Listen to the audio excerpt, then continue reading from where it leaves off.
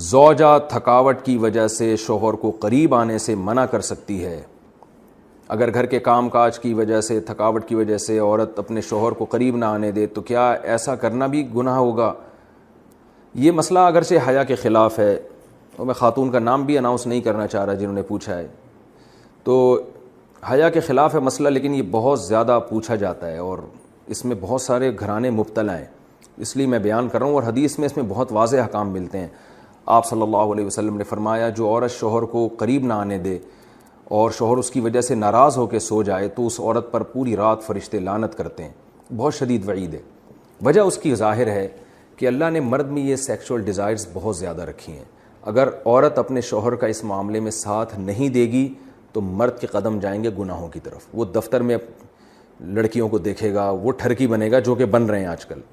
تو عورت پر لازم ہے کہ وہ زینت اختیار کرے اور مرد کو کسی اور کے پاس جانے کے قابل نہ چھوڑے وہ، تاکہ مرد بھی اس سے محبت کرے اور وہ ادھر ادھر جو منہ مار رہا ہے اس سے بچے۔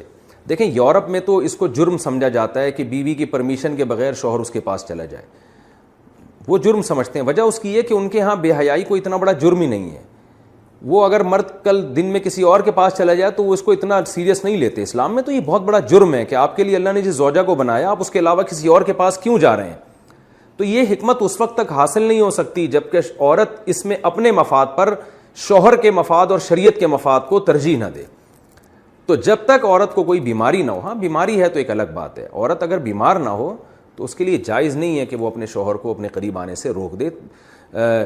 تو اصل مسئلہ تو یہی ہے۔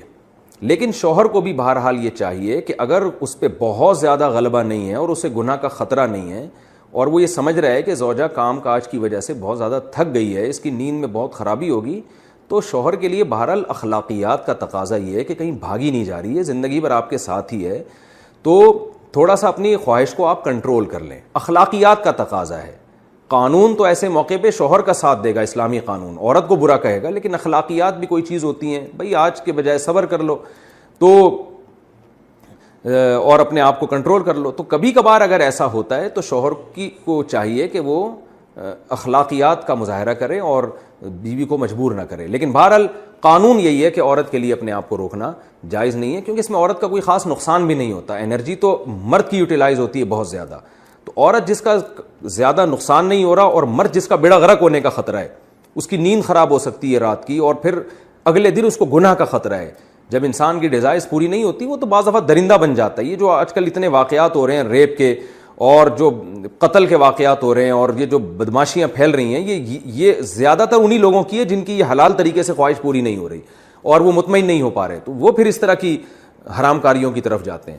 تو اس لیے شریعت نے بہرحال حکم دیا ہے کہ اس معاملے میں عورت شوہر کا ساتھ۔ اللہ تعالیٰ نے رمضان میں زوجہ کے قریب جانے سے صحابہ کو منع کیا تھا۔ بڑا دلچسپ واقعہ ہے۔ رمضان کی راتوں میں بھی زوجہ کے قریب جانے سے منع کیا تھا۔ ایک صحابی تھے، وہ رات میں کہیں چلے گئے، اب بڑے پریشان ہوئے، رسول اللہ صلی اللہ علیہ وسلم کے پاس آئے، عرض کیا یا رسول اللہ مجھ سے غلطی ہوئی، رمضان کی رات میں نے اپنی زوجہ کے قریب چلا۔ آپ نے فرمایا کیوں؟ وہ بڑا دلچسپ واقعہ ہے، بس بظاہر تھوڑا حیا کے خلاف بھی ہے لیکن اتنا بھی نہیں ہے۔ وہ کہہ رہے میری زوجہ کہیں پانی بھرنے کے لیے جا رہی تھی، ان کی پنڈلی کھلی تو میری نظر بیوی کی پنڈلی پر پڑی اور میں بس پاگل ہو گیا بیوی کے عشق میں۔ میں یہ اس لیے بیان کر رہا ہوں کہ جو لوگ نظر کی حفاظت کرتے ہیں وہ بیوی کے عشق میں پاگل ہوتے ہیں۔ جو دن رات انٹرنیٹ پر پنڈلیاں دیکھتے رہتے ہیں انہیں بیوی کی پنڈلی بھی کیا شکل بھی اچھی نہیں لگتی ان کو۔ بد نظری کا یہ عذاب ہے، وبال ہے کہ جو اللہ نے گھر میں آپ کے لیے بٹھائی ہے وہ آپ کو اچھی نہیں لگے گی۔ تو نظر کی حفاظت کیا کرو، اس سے آپ کو اپنی بیوی سے عشق ہوگا، محبت ہوگی۔ بات آ رہی ہے سمجھ میں؟ تو اب دیکھو کیسا روزے کی حالت ہے، رمضان میں پابندی ہے، اسلام میں حکم تھا جو رمضان میں بیوی سے ہمبستری کرے گا 60 روزے لگاتار رکھنے پڑیں گے۔ کتنا بڑا جرم، لیکن صحابی سے برداشت نہیں ہوا، صرف زوجہ کے پاؤں پہ نظر پڑی ہے۔ تو وہ کیسے بیوی سے محبت کرتے ہوں گے اور وہ بیوی کے بغیر رہ سکتے ہوں گے؟ اور آج لوگوں کے فون آتے ہیں، ہماری بیگم جس دن میکے جاتی ہے اتنی خوشی ہے، ایسا اچھا سا فیل ہوتا ہے، ایسا عجیب سا محسوس ہو رہا ہوتا ہے جیسے آزاد ہو گئے۔ تو میں کہتا ہوں ظاہر ہے اب تمہیں موقع مل گیا کنڈی لگانے کا، ٹھیک ہے نا، اور آنکھ مٹکے کرنے کا، تو خوش تو ہوگے۔ تو یہ بھی ایک عذاب ہے جو لبرل لوگ نے جس عذاب میں ڈالا ہوا ہے نا، اس میں عورت کے حقوق نہیں ہے، عورت کے حقوق نظر کی حفاظت میں اور عورت کے پردہ کرنے میں ہے۔ جب مرد باہر نکلے گا سب پردے میں ہوں گی تو آئے گا کس کے پاس؟ بیگم کے پاس ہی آئے گا۔ تو اتنے منہ کالا کرنے کے راستے کھول دیے ہیں۔ تو ظاہر ہے پھر کامیاب ازدواجی زندگی نہیں ہوتی. تو نبی کے پاس آئے، عرض کیا یا رسول اللہ میں برداشت نہیں کر پایا. تو آپ مسکرا دیے. تو وہ نبی کے پاس گئے، یا رسول اللہ ایسے ہوا، مجھ سے غلطی ہو گئی. تو آپ نے فرمایا کیوں؟ فرمایا ایسا ہو گیا تھا. تو آپ صلی اللہ علیہ وسلم نے فرمایا 60 روزے رکھو لگاتار. انہوں نے فرمایا ایک کی طاقت نہیں ہے، اس میں یہ ہو گیا 60 کیسے رکھوں گا، نہیں ہے طاقت 60 کی. آپ نے فرمایا ٹھیک ہے پھر 60 غریبوں کو 2 ٹائم کا کھانا کھلاؤ. فرمایا اس کی بھی طاقت، بولو بھائی، نہیں ہے. اتنے میں ایک صحابی لائے کوئی چیز صدقہ کرنے کے لیے. تو آپ نے فرمایا چلو اصل حکم تو یہی ہے کہ 60 روزے یا پھر 60 غریبوں کو کھانا، وہ نہیں تو چلو فی الحال ان کو تنبیہ کے لیے کچھ ان سے صدقہ کروا لیتا ہوں. فرمایا چلو یہ فلاں خیرات کی ایک چیز لے کر آئے ہیں، تم یہ لے کے غریبوں میں بانٹ دو. انہوں نے فرمایا مجھ سے زیادہ غریب پورے مدینہ میں بھائی کوئی بھی نہیں. آپ صلی اللہ علیہ وسلم مسکرانے لگے. فرمایا جاؤ کھاؤ اور بچوں کو کھلاؤ. اور بھائی غلطی بھی ہوئی اور گھر میں راشن بھی آ گیا.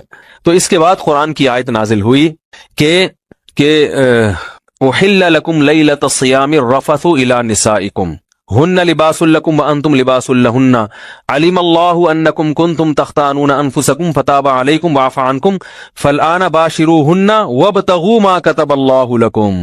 فرمایا اللہ کو بتایا کہ تم اس حکم پر عمل نہیں کر سکتے، لہذا رمضان کی راتوں میں تمہیں اپنی بیوی کے پاس جانے کی اجازت ہے، لہذا ان کے پاس جایا کرو اور اس اولاد کو تلاش کرو جو اللہ نے تمہارے مقدر میں لکھ دی ہے. قرآن جہاں بھی بیوی سے ریلیشن قائم کرنے کی بات کرتا ہے اولاد کا ذکر لازمی کرتا ہے، یعنی تلاش کرو اس اولاد کو جو اللہ نے تمہارے لیے لکھ دی ہے.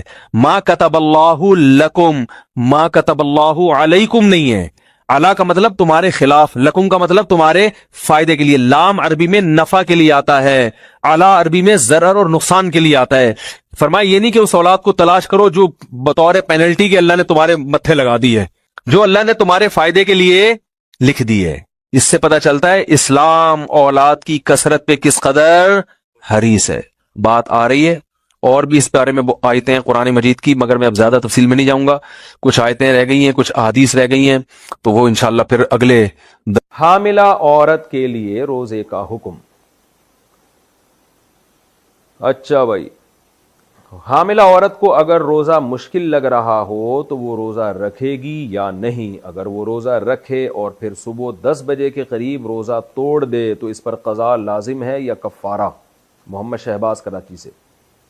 دیکھیں حاملہ عورت پر بھی روزہ رکھنا لازم ہے، فرض ہے. اگر اس کو بیمار ہونے کا خطرہ ہے تو جیسے دیگر بیماروں کو روزہ چھوڑنا جائز ہے تو حاملہ عورت کو بھی، اگر دیکھیں حمل بذات خود بیماری نہیں ہے.